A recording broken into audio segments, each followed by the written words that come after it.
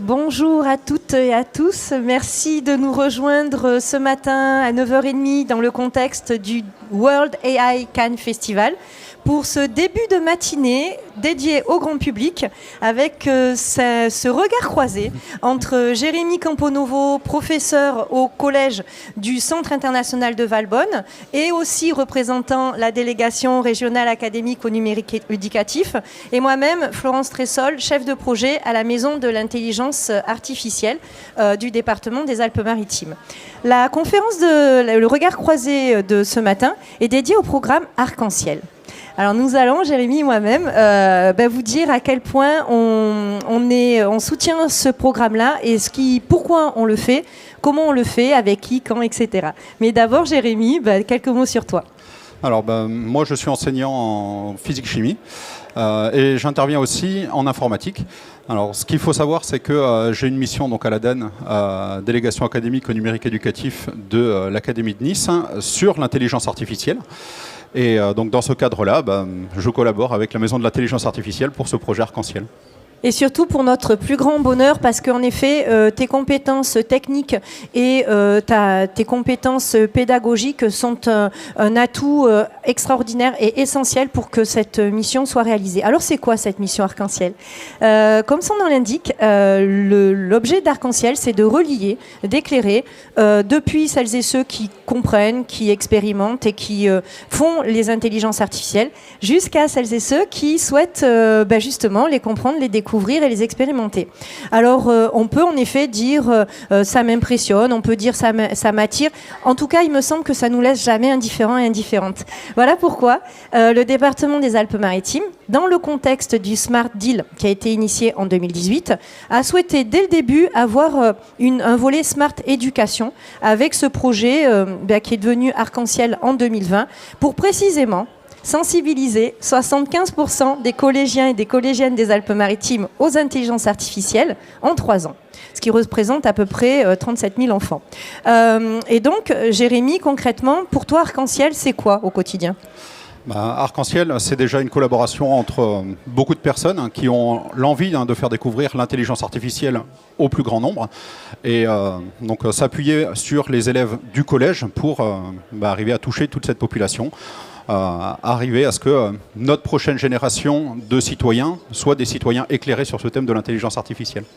Ah, tout à fait. En effet, pour l'éducation nationale, la notion de citoyenneté, c'est quelque chose en effet que l'on travaille aussi. Et donc concrètement, Arc-en-Ciel, en effet, s'appuie sur 4 chantiers qui travaillent en parallèle. Le chantier numéro 1, qui produit justement le contenu pratique, que ce soit des expérimentations à voir au sein de la Maison de l'intelligence artificielle, mais aussi dans les établissements et aussi en ligne. Donc ce projet a été longtemps piloté par un ingénieur pour l'école formidable qui a été en effet mandaté par Orange pendant 3 ans pour justement être au quotidien auprès du rectorat. Et ce projet-là produit entre autres une bibliothèque, donc la bibliothèque Arc-en-Ciel, qui sont toutes les activités que l'on peut faire. Donc par exemple, toi, si on te dit activité Arc-en-Ciel, tu penses à quoi par exemple ? Activité Arc-en-Ciel, le catalogue est tellement large à l'heure actuelle, c'est un petit peu difficile de choisir une activité plutôt qu'une autre. Mais les choses peut-être qui me marquent le plus, ce sont peut-être les activités débranchées, parce qu'on va pouvoir travailler sur cette thématique d'intelligence artificielle sans forcément avoir du matériel high-tech, du matériel très compliqué. Et ça, c'est un des atouts pour pouvoir utiliser toutes ces activités-là dans un grand nombre de collèges. Puisque, avec du matériel coûteux, on va pouvoir faire des choses très sympathiques, extraordinaires, mais avec simplement des cerceaux, des balles colorées, quelques morceaux de bois, on peut arriver à expliquer certains algorithmes d'intelligence artificielle, certains concepts, certaines notions. Et ça, c'est vraiment ce qui va nous permettre de déployer ça dans un très très grand nombre de collèges. Donc, Oui, c'est ça.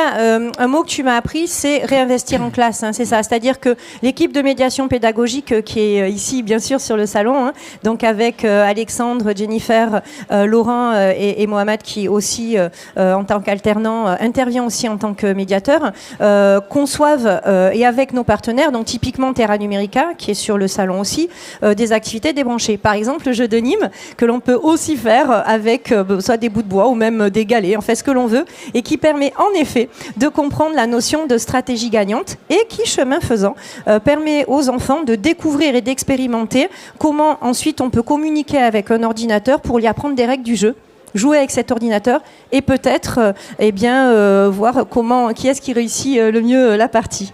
Ce que l'on peut citer aussi, tu le disais, c'est le concept de programmation, peut-être plus les mains sur le clavier, comme dirait Margarita Romero aussi, avec laquelle bien sûr on travaille du laboratoire Lean, qui par exemple va permettre de faire avec des programmations par bloc ou même du Python. Oui, alors les dernières activités qu'on a commencé à mettre en place avec la maison de l'intelligence artificielle, on a travaillé sur des drones par exemple, donc pour montrer comment ces drones peuvent arriver à reconnaître un visage et suivre une personne. Et ça se fait avec de la programmation Python. Donc l'algorithme va tourner sur un ordinateur et on va ensuite simplement envoyer les commandes au drone qui va les exécuter. Ce qui fait qu'avec simplement un ordinateur portable et un drone avec un coût relativement faible, on va pouvoir montrer un certain nombre de choses et programmer ce drone-là pour un certain nombre d'activités. Et l'idée, c'est que ce drone, par exemple, avec la maison de l'intelligence artificielle, nous sommes en train de monter des mallettes d'activités, des mallettes de matériel que l'on va pouvoir prêter dans différents collèges de manière à pouvoir toucher tous ces collégiens, puisque bien évidemment, 75% des collégiens des Alpes-Maritimes, on ne va pas pouvoir tous les faire venir à la MIA. Absolument, donc ça fait une excellente transition pour le deuxième chantier. Donc on l'a dit, Arc-en-Ciel, 4 chantiers en parallèle. Le deuxième, c'est entreprendre à l'ère des intelligences artificielles. Donc entreprendre au sens premier du terme, c'est-à-dire se prendre en main. L'ère des intelligences artificielles, en effet, c'est présentement. Concrètement, on peut dire que la première révolution technique, ça a été l'écriture, quand on est passé de la parole à l'écriture. Puis ensuite, des siècles plus tard, la deuxième révolution qui a été justement l'écriture, j'allais dire à grande échelle, c'est-à-dire l'imprimerie. Et aujourd'hui, depuis en gros une trentaine d'années, avec l'avènement de l'Internet grand public, la disposition pour tous les citoyens et les citoyennes du monde entier de cette information qui peut se transformer en effet en connaissance. Et donc, pour pouvoir justement initier justement ces collégiens, ces collégiennes au fait de dire c'est maintenant que ça se passe et comment je peux être acteur ou actrice, c'est ce chantier, entreprendre à l'ère d'ISA. Donc concrètement, c'est quoi? C'est des stages au sein de la maison de l'intelligence artificielle, que ce soit pendant les périodes scolaires en observation de 3e, les fameux stages d'observation de 3e, et aussi, comme on vient de le faire cette semaine, avec des stages pendant les temps périscolaires, puisque dans le 06, cette semaine, c'est la première semaine de vacances. Et hier, on a eu le bonheur de pouvoir, justement, avant-hier, du coup, jeudi, inviter cette cohorte de 14 filles et garçons issus de 4e et 3e et une élève de première du département des Alpes-Maritimes, de tout le territoire, à justement visiter le salon et même interviewer les organisateurs, les visiteurs, les exposants, pour vraiment se rendre compte de manière concrète de c'est quoi l'IA, comment ça marche, etc. Inutile de vous dire qu'il et elle avaient vraiment de la lumière dans les yeux. Et hier, on a fait cette restitution, justement avec un enseignant et qui a tout à fait apprécié ce travail-là. Tu as participé toi aussi d'ailleurs à ces stages. Qu'en as-tu retenu ? Ces stages, le gros point positif, c'est que les élèves vont être acteurs pendant toute la durée. Donc, ils vont pouvoir découvrir des choses et ils vont pouvoir effectivement réinvestir pour monter un micro-projet, arriver à le présenter devant des acteurs de cette thématique de l'intelligence artificielle et arriver à se poser un petit peu des questions autour de ces thématiques-là. Et le fait qu'ils soient acteurs, c'est vraiment quelque chose qui est primordial pour qu'ils arrivent à intégrer ces notions-là et bien les comprendre.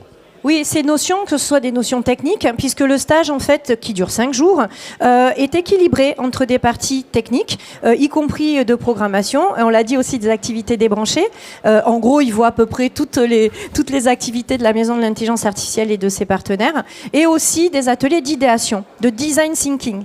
Et la façon dont on travaille vraiment dans les entreprises. C'est-à-dire on parle d'une problématique et ensuite on se met à la place de celles et ceux qui ont cette problématique avec une carte d'empathie et on peut ensuite justement se projeter dans comment essayer de la résoudre. Et là, évidemment, cette semaine, la thématique qu'on avait choisie, c'était en quoi les intelligences artificielles peuvent être utiles dans un salon. Et d'où le fait qu'après, ils ont pu en effet interviewer et restituer ces travaux-là. Ce qui est au moins aussi important, on l'a dit, que le contenu et le fait de pouvoir être acteur et actrice, c'est aussi se construire sans préjugés. On l'a beaucoup dit depuis le début du salon et hier ici, animé par Carole Malbranck du collectif Watt 06, 4 femmes, dont Carole, communiquaient et expliquaient pourquoi il est essentiel d'avoir des intelligences artificielles inclusive. Inclusive, ça veut dire qui inclut les hommes, les femmes, les juniors, les seniors, puisqu'en effet, c'est censé reproduire l'humanité. Donc, tant qu'à faire, faisons-le avec des équipes inclusives. Et voilà pourquoi Arc-en-Ciel a son 3e chantier, qui est se construire sans préjugés, que l'on fait en collaboration avec justement le laboratoire LIN, du laboratoire d'innovation du numérique éducatif, avec la formidable Margarida, et aussi avec le Club Égalité des Alpes-Maritimes et Alter Ego, pour précisément arriver à avoir des méthodologies et des pratiques qui permettent, comme tu le dis beaucoup, de sensibiliser l'ensemble de l'auditoire. Et pourquoi est-ce important de sensibiliser l'ensemble de l'auditoire ? Bien, on voit à l'heure actuelle que dans les nouvelles disciplines liées à l'informatique en lycée, on a plus de 90% de garçons en fait. Et ça, c'est vraiment quelque chose qui est problématique puisque si on n'arrive pas à se rapprocher de la parité dans ces thématiques-là, on va perdre une grande partie de richesse dans les entreprises dans les années à venir. Et donc, ce thème-là, le fait d'arriver à inclure tout le monde, que les jeunes filles ne se limitent pas toutes seules sur ce genre de thématique-là, il faut que ça se fasse dès le plus jeune âge, dès le collège. Et dès la classe de 6e, on voit que certaines jeunes filles commencent déjà à se brider pour les futures poursuites d'études dans ces thématiques-là. Et c'est vraiment quelque chose qui est dommageable pour l'ensemble de la société. Donc, arriver à agir là-dessus dès le collège, c'est vraiment quelque chose d'essentiel. Oui, en effet, Jérémy, agir dès le collège, parce que, rappelons-le, le cerveau, et on l'a appris récemment pendant la semaine du cerveau, consomme 20 watts. Et c'est très peu, c'est une ampoule 20 watts. Contrairement au système de reconnaissance d'image qui consomme beaucoup, beaucoup, beaucoup plus. Donc on voit à quel point, bien sûr, évidemment, l'intelligence humaine est beaucoup plus performante que l'intelligence artificielle. Et pour consommer 20 watts, il simplifie. Et simplifier, ça veut dire entre autres mettre dans des cases. Et c'est quelque chose qui est en effet optimisé. Donc tant que ça se passe dans notre cerveau pour mettre dans des cases, pourquoi pas. Le problème, c'est quand après ces cases, qui peuvent du coup donner des préjugés et du coup des stéréotypes, font un passage à l'acte, c'est-à-dire entre autres de l'autocensure. Et ça, c'est vraiment dommageable. Donc du coup, en effet, par l'exemple et par des pratiques qui sont, on l'espère, oui, en effet, exemplaires, de dire oser. Parce que souvent on dit il faut avoir confiance. Ah oui, mais bien sûr, mais confiance, voilà. Mais oser. Et on aime bien dire oser soulever le capot, parce que tout ça, c'est pas magique. Quand on parle à son téléphone qui nous répond, ou que et comme en effet le petit robot là qui passe dans ce salon, tout ça, c'est pas magique. Et si on ose soulever le capot, on se rend compte qu'on peut en effet être acteur et actrice. Et pas simplement avec des technologies de type électronique, ingénierie, etc. On peut bien sûr parler dans la mode aussi. Par exemple, analyser les tendances, pouvoir peut-être prédire un certain nombre de courants aussi basés justement sur l'histoire et basés sur le comportement des usagers et des usagères. Ça peut être utile aussi, bien sûr, pour le développement durable. Rappelons les travaux du collectif ICARE qui a sorti son Sustainable Manifesto. Donc on a beaucoup besoin aussi de cette interdisciplinarité. Et puis bien sûr en médecine, on le cite très souvent, comment en effet les intelligences artificielles peuvent permettre aux médecins de se concentrer sur leurs patients et leurs patientes, parce que précisément la machine les aide à savoir plus rapidement typiquement ce qu'il y a dans une radio. Donc se construire sans préjugés dès le plus jeune âge, c'est essentiel. Et souvent, vous nous avez dit, bon, tout ça, c'est intéressant, et merci la Maison de l'Intelligence Artificielle, mais on ne peut pas tous venir. Il y a des problématiques de bus, et on est bien conscient de ça. Donc, que faisons-nous depuis quelques semaines maintenant, puisque l'équipe de médiation pédagogique s'est justement enrichie, entre autres pour ça, ce sont des interventions IA hors les murs. Donc, pourquoi est-ce intéressant d'être aussi hors les murs ? Alors, déjà, la première chose, c'est la Maison de l'Intelligence Artificielle. Il y a beau avoir beaucoup de matériel, il y a beau avoir de l'espace, on ne va pas pouvoir recevoir beaucoup de classes en même temps. Ce qui fait que pour toucher 75% des collégiens des Alpes-Maritimes en l'espace de 3 ans, on ne va pas pouvoir faire venir toutes les classes. Donc, il a fallu trouver des stratégies de manière à arriver à toucher plus de monde de manière efficace. Donc une des manières de faire, ça a été par exemple, comme tu as pu le faire avec les petits débrouillards, aller directement dans un collège avec des activités et faire passer l'ensemble des classes de ce collège sur ces activités-là pour les sensibiliser. Absolument. Citons l'exemple de la chef d'établissement du collège Jean Cocteau à Beaulieu-sur-Mer, qui depuis une dizaine d'années fait des journées citoyennes et nous a invités en effet à se joindre à ces journées où les cours en effet sont non pas arrêtés parce que c'est d'autres formes en effet de cours, mais pendant 2 jours et demi. Et on a eu le bonheur de pouvoir intervenir dans le contexte du parcours à venir de l'éducation nationale avec les extraordinaires petits débrouillards et leur Science Tour IA qui permet en effet, avec Léon le camion, de pouvoir déployer sur le terrain les activités débranchées que tu citais, des jeux de pistes, des énigmes, et en effet, 100% des collégiens et des collégiennes de ce collège ont pu en effet expérimenter ça. Et comme ça nous a donné confiance, on en parlait tout à l'heure, et on continue. Et typiquement, on l'a fait aussi au sein du collège Les Mimosas, et sans vouloir divulgacher ce qui va se passer dans un peu moins de 2 heures maintenant, mais vous verrez l'enseignante qui en effet va parler de sa semaine de l'IA au collège des Mimosas. Voilà. Donc en conclusion, Arc-en-Ciel pour toi c'est quoi ? Bien, c'est une véritable chance en fait pour pouvoir apporter quelque chose à ces collégiens, quelque chose qui n'est pas forcément présent encore de manière intensive dans les cursus scolaires. Ça va permettre de leur ouvrir un petit peu les yeux sur des nouvelles technologies, des choses qu'ils utilisent tous les jours et permettre de comprendre ces choses-là. Et on n'agit pas uniquement sur ces collégiens, puisqu'on a aussi lancé des formations d'enseignants, de manière à ce que ces enseignants puissent réinvestir ces activités-là dans leur collège et que ça nous permette également de sensibiliser toute cette population-là et de toucher par cette voie-là un peu plus d'élèves dans ces collèges. Oui, en effet, sensibilisation aussi des enseignants et des enseignantes, que ce soit avec la DRAN, bien sûr, et aussi avec la DAC, donc la délégation académique artistique et culturelle, avec les mercredis enseignants, parce qu'en effet, le mercredi, quand les enseignants n'enseignent pas, ils peuvent visiter des sites, et typiquement celui de la Maison de l'Intelligence Artificielle, et ça nous a permis en effet d'essaimer, de pouvoir ensuite rayonner. C'est autant d'ambassadeurs, d'ambassadrices, et surtout, d'être au plus proche de leurs besoins. On parlait en tout début de design thinking et de cette empathie que l'on développe pour précisément d'être au plus près de ce qui est utile. Et en effet, en recevant à la Maison de l'Intelligence Artificielle les enseignants, les enseignantes, on peut travailler avec eux sur ce qui est vraiment ce qui peut leur servir. Alors franchement, moi, pour avoir le bonheur d'œuvrer sur ce projet-là depuis maintenant quasiment 1 an et demi, je pense que c'est unique. C'est unique parce que, à ma connaissance, c'est le seul endroit où le territoire, les académiques, que ce soit au niveau de l'éducation nationale et de la recherche, parce qu'évidemment on travaille avec CNRS, INRIA, bien sûr 3IA Côte d'Azur et l'Université Côte d'Azur, et aussi les industriels des grands groupes, on a cité tout à l'heure ICARE, labellisé 3IA, et aussi les jeunes entreprises innovantes qui sont par exemple incubées à l'incubateur PACA Est.